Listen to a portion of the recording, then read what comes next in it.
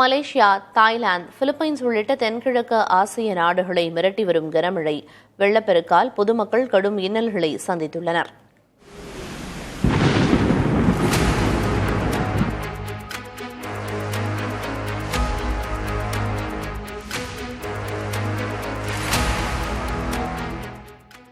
மலேசியாவில் தொடர்ந்து 3வது நாளாக பெய்து வரும் கனமழையால் பல மாநிலங்கள் வெள்ளத்தில் மிதக்கின்றன.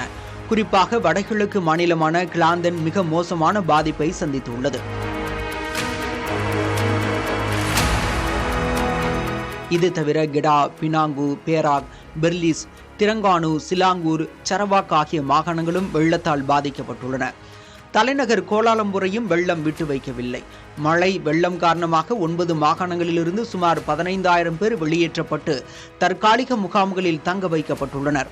வீடுகளை வெள்ளம் சூழ்ந்த நிலையில் அவ்வீடுகளில் உள்ளவர்கள் படகுகள் மூலம் மீட்கப்பட்டு வருகின்றனர். சாலைகள் துண்டிக்கப்பட்டுள்ளதால் பல இடங்களில் போக்குவரத்து முடங்கியுள்ளது.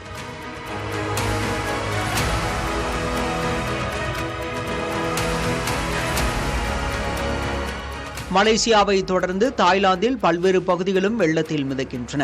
சொங்க்லா மாகாணத்தில் பல்வேறு இடங்கள் பேரிடர் பகுதிகளாக அறிவிக்கப்பட்டுள்ளன. சாலைகளில் தேங்கிய வெள்ளத்தில் மக்கள் தட்டுத்தடுமாறி செல்கின்றனர். வெள்ளம் சூழ்ந்த வீடுகளில் தவிப்போர் படகுகள் மூலம் மீட்கப்படுகின்றனர்.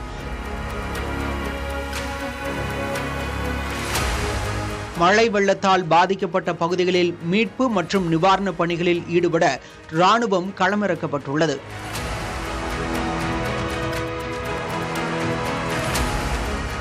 தாய்லாந்தில் கடந்த 3 நாட்களாக பெய்து வரும் பெரும் மழையால் உயிரிழந்தோர் எண்ணிக்கை 13ஆக அதிகரித்துள்ளது.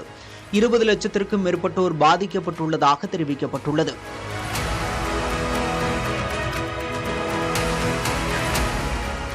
மற்றொரு தென்கிழக்கு ஆசிய நாடான பிலிப்பைன்ஸும் மழை வெள்ளத்தால் கடும் பாதிப்புகளை சந்தித்துள்ளது. பிலிப்பைன்ஸ் கடற்பகுதியில் நிலவும் காற்றழுத்த தாழ்வு நிலை காரணமாக வரும் 27ஆம் தேதி வரை கனமழை நீடிக்கும் என எச்சரிக்கை விடுக்கப்பட்டுள்ளது. வெள்ளத்தால் வீடுகள் மூழ்கிய நிலையில் அங்குள்ள மக்களை படகுகள் மூலம் மீட்கும் பணியில் பேரிடர் குழுவினர் ஈடுபட்டுள்ளனர். இயற்கை சீற்றங்களால் கடந்த 3 மாதங்களில் மட்டும் பிலிப்பைன்ஸ் மக்கள் கடும் துயரங்களை சந்தித்து வருகின்றனர்.